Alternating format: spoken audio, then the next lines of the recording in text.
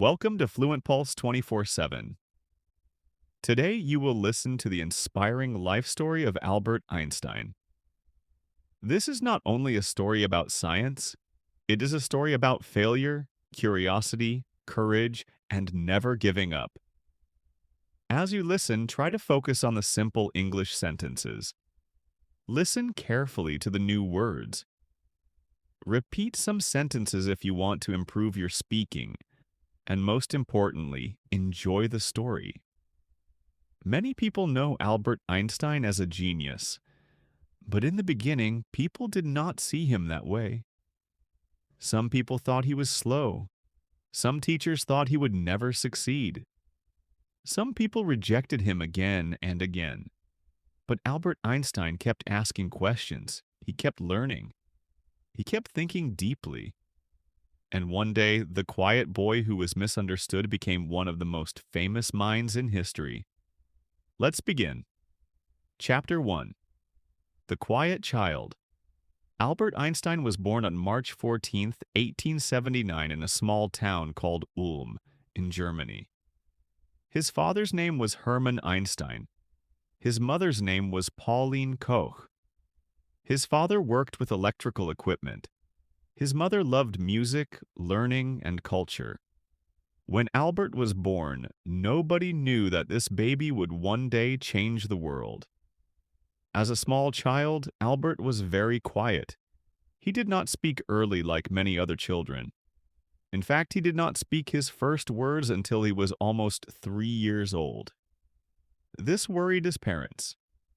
Other children were talking, playing, and asking simple questions. But Albert often stayed silent. Some people thought something was wrong with him. Some people thought he was slow. But Albert was not slow. He was thinking. He liked to observe the world around him. He watched small things carefully. He looked at objects, movements, sounds, and patterns. Even as a child, he wanted to understand how things worked. Sometimes silence does not mean weakness. Sometimes silence means deep thinking. Albert was quiet because his mind was busy. Chapter 2. The Compass That Changed Everything. When Albert was 5 years old, his father gave him a small gift. It was a compass. At first it looked like a simple object, but for Albert it became something magical. He looked at the needle. No matter how he turned the compass, the needle always pointed in the same direction. It pointed north. Albert was amazed. He asked himself, how can this happen? What invisible power is moving the needle? What force exists that I cannot see? This simple compass opened a new world inside his mind. For the first time, Albert understood something important. Not everything powerful can be seen. There are invisible forces in the world. There are mysteries hidden behind ordinary things. And if we ask the right questions, we can discover amazing truths. That compass made Albert curious about science. It taught him that the world is full of secrets, and from that moment, Albert wanted to understand those secrets. Chapter 3. School was not easy. When Albert started school, life became difficult. His school was strict. Teachers expected students to memorize facts. They wanted students to sit quietly, repeat information, and obey rules. But Albert was different. He did not want to memorize without understanding. He wanted to ask why. Why does light move? Why does time pass? Why do objects fall? Why does the compass needle move? His teachers did not like his questions. They thought he was difficult. They thought he was not disciplined. One teacher even told him that he would never be successful in life. Those words hurt Albert. Imagine being a young student and hearing that your teacher does not believe in you. Many people would give up after hearing such words. But Albert did not give up. He did not allow one person's opinion to decide his future. This is an important lesson for English learners too. Sometimes people may say you are slow, Sometimes they may say your English is not good. Sometimes they may laugh when you make mistakes. But mistakes are part of learning. Albert Einstein made mistakes. He struggled, he failed, but he kept going. Chapter 4. The Language of the Universe. Albert did not enjoy every subject in school. He struggled with some languages. He did not like strict memorization. He did not enjoy the pressure of the classroom. But there was one subject he loved deeply: mathematics. To Albert, mathematics was not just numbers, it was a language. He believed mathematics was the language of the universe. Through math, he could understand patterns, movement, energy, and nature. His uncle Jacob helped him love mathematics even more. Uncle Jacob taught math in a fun way. He did not make it boring. He made it feel like a treasure hunt. He told Albert that every problem was like a clue. If you follow the clues carefully, you can find the answer. This idea excited Albert. Math became a game for his mind. Albert also learned to play the violin. At first, he did not enjoy practicing, but later, music became important to him. Music helped him relax. It helped him think. It helped him feel calm when life became stressful. For Albert, science and music were connected. Both had patterns, both had rhythm. Both helped him understand beauty in the world. Chapter 5. A different kind of mind. Albert was not like many other children. While other children played outside, Albert often spent time reading books. He loved stories about great scientists. He loved imagining new ideas. He loved asking questions that other people did not ask. One day, while walking home from school, Albert imagined something strange. He asked himself, "What would happen if I could ride on a beam of light?" This was not an ordinary question. Most people would never think about riding on light. But Albert did. That one question stayed in his mind for years. It became part of his journey to understand light, space, and time. This is how great ideas often begin. They begin with simple questions. A child looks at the sky and asks, "Why?" A student sees a problem and asks, "How?" A dreamer looks at the impossible and asks, "What if?" Albert Einstein was a what-if thinker, and what-if thinking can change the world. Chapter 6. Leaving School. When Albert was 15 years old, his life changed.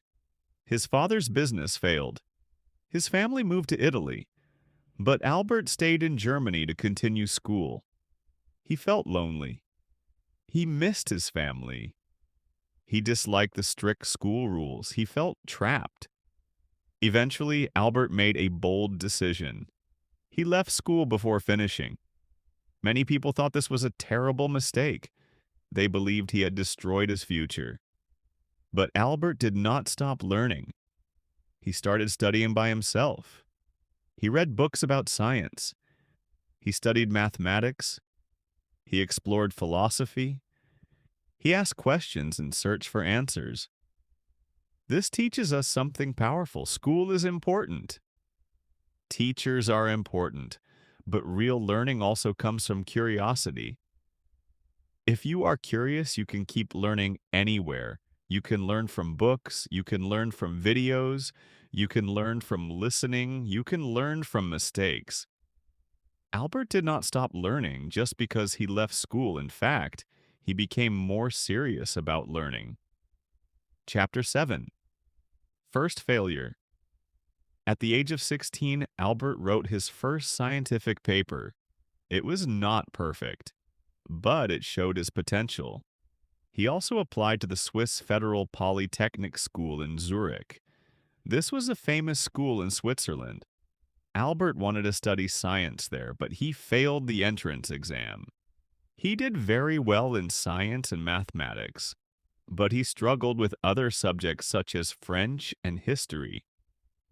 Failure came again, but Albert did not allow failure to define him. He decided to try again. He worked harder. He improved his weak areas. He prepared himself for another chance. This is one of the most important parts of Einstein's story. He failed, but he tried again. Failure is not the opposite of success. Failure is often part of success. Every English learner should remember this. When you forget a word, try again. When you pronounce something wrong, try again. When you cannot understand a sentence, listen again. Progress comes from trying again. Chapter 8. Switzerland and a New Beginning. After leaving Germany, Albert moved to Switzerland. Switzerland was different. The education system was more open. Students were encouraged to think freely. Teachers allowed more discussion. This was exactly what Albert needed. At the age of 17, he tried again to enter the Swiss Federal Polytechnic School. This time, he passed. Finally, Albert had a chance to study what he loved. But even there, life was not perfect. Albert still had trouble fitting in. He loved physics and mathematics, but he was not interested in every subject. He sometimes skipped lectures. He preferred to study alone. His professors did not always understand him. Some thought he lacked discipline, but Albert was not lazy. He was focused on deep questions. What is light? How does time work? Why does gravity exist? What is the true nature of the universe? These questions were bigger than ordinary classroom lessons. Albert wanted answers. Chapter 9. Mileva and Big Dreams. During his studies, Albert met a young woman named Mileva Maric. She was one of the few women studying physics at that time. Mileva was intelligent. She was serious. She loved science. Albert and Mileva became close. They spent many hours talking about physics and ideas. They shared dreams. They wanted to build a future in science. But life was not easy for them. Mileva faced criticism because she was a woman in science. Albert faced financial problems and academic pressure. Still, they supported each other. They believed in learning. They believed in ideas. They believed in the power of science. In 1900, Albert graduated with a degree in physics. He was ready to become a scientist, but the world was not ready to give him a chance. Chapter 10. Rejection after rejection. After graduation, Albert looked for a job. He wanted to become a teacher, professor, or researcher. He applied to universities, but he was rejected again and again. His professors did not give him strong recommendations. Some thought he was too independent. Some thought he did not follow rules. This was a painful time. Imagine studying for years, working hard, dreaming big, and then hearing no again and again. Albert needed money. He needed work. He needed stability. But he did not find the career he wanted. Many people around him probably thought his dream was over, but Albert still believed in himself. Sometimes success takes longer than we expect. Sometimes the door we want does not open, but another door may be waiting. For Albert, that door was not a university, it was an office. Chapter 11. The Patent Office. In 1902, Albert found a job at the Swiss Patent Office in Bern. His job was to review patent applications. He had to read about new inventions and decide if they were original. At first, this was disappointing. Albert wanted to be a scientist. He did not want to be an office clerk, but he made the best of his situation. The job gave him time to think. Every day he looked at inventions. He studied ideas. He thought about how machines worked, and during his free time, he worked on his own scientific questions. Albert called the patent office his thinking lab. He worked during the day. Then he thought and wrote at night. He did not have a big university office. He did not have a famous title, he did not have many resources, but he had curiosity, and curiosity was enough to keep him moving. Chapter 12. The Miracle Year. In 1905, Albert Einstein was 26 years old. He was still working at the patent office. He was not a famous professor, he was not a respected academic leader, he was not rich. But that year he published scientific papers that changed the world. Scientists later called 1905 his miracle year. Albert wrote about light. He explained that light can behave like tiny particles called photons. This idea became very important in physics. He also wrote about Brownian motion. This helped prove that atoms were real. Then he introduced the special theory of relativity. This theory changed the way people understood time and space. Albert showed that time and space are not fixed in the way people once believed. From this work came one of the most famous equations in history, E equals mc squared. This equation showed that energy and matter are connected. The world of science was shocked. How could a simple patent office clerk produce such powerful ideas? Albert Einstein had done something extraordinary. He had changed physics forever. Chapter 13. Success after struggle. After 1905, scientists began to notice Albert's work. Slowly his reputation grew. He was offered teaching positions. He became a professor. He spoke with other great scientists. The man who had once been rejected was now respected.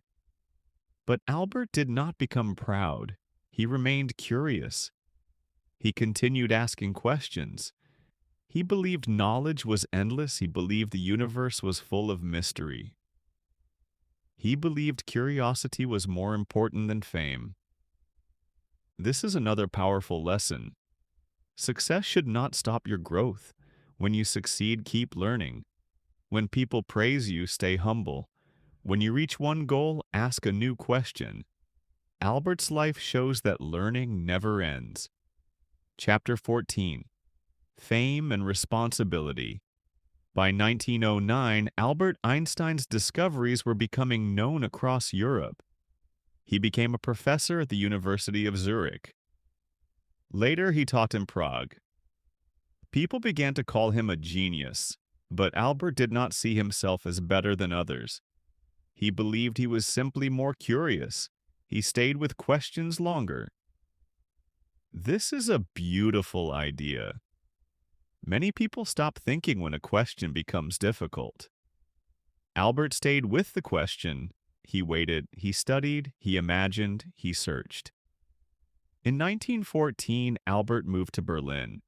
He received a prestigious position at the Prussian Academy of Sciences. This gave him more freedom to focus on research. But the world around him was becoming dangerous. World War I began. Millions of people suffered. Many scientists supported the war, but Albert spoke for peace. He believed human understanding was more powerful than violence. He used his voice to promote peace. Chapter 15. A Theory Proven True. Albert continued working on his ideas about gravity. In 1915, he developed the general theory of relativity. This theory explained gravity in a new way. It suggested that gravity could bend light. At first, many people found this difficult to believe, but in 1919, British scientists tested his theory during a solar eclipse. The results supported Einstein's prediction. The news spread quickly. Newspapers around the world wrote about him. Albert Einstein became famous overnight. For the first time, a scientist was treated almost like a celebrity. But fame also brought pressure. People wanted interviews. People wanted explanations. People wanted to see the genius. Albert still preferred a simple life. He cared more about truth than attention. Chapter 16. A Voice for Peace. In the 1920s, Albert traveled to many countries. He gave lectures, he met scientists, he inspired students, he visited the United States, Japan, and other parts of the world. But he did not use fame only for himself. He used his voice for peace. He spoke against war. He supported refugees. He defended minority rights. Albert believed that science should help humanity. He believed knowledge should make life better, not worse. But not everyone liked him. Some people criticized him. Some people attacked his ideas. Some people disliked him because of his background. Still, Albert continued speaking. He believed that courage was necessary. It is not enough to be intelligent. A person must also be kind, brave, and responsible. Chapter 17. Leaving Germany. In 1933, the Nazi regime rose to power in Germany. Albert Einstein was Jewish. This put him in serious danger. The Nazis attacked his work. They burned his books. They called his theories Jewish science. Albert had to leave Germany. He moved to the United States. He joined the Institute for Advanced Study in Princeton, New Jersey. This was a painful time for him. Germany had been part of his life. Europe had shaped his education and career. But now he could not safely return. Even in difficulty, Albert continued working. He continued thinking. He continued speaking for peace and freedom. In 1940, he became an American citizen. Chapter 18. The Atomic Age. During World War II, science became connected to great danger. Albert's famous equation, E equals mc squared, helped scientists understand nuclear energy. Although Einstein did not build the atomic bomb himself, his ideas were connected to the science behind it. When atomic bombs were dropped on Hiroshima and Nagasaki in 1945, Albert was deeply troubled. He felt sadness that science had been used for destruction. For the rest of his life, he spoke against nuclear weapons. He wanted humanity to choose peace. He wanted people to understand the danger of using knowledge without wisdom. This is one of the deepest lessons from Einstein's life. Knowledge is powerful, but power must be guided by responsibility. A smart person can build something great. A wise person asks whether it should be built. Chapter 19. A Simple Life. Even though Albert Einstein was one of the most famous people in the world, he lived simply.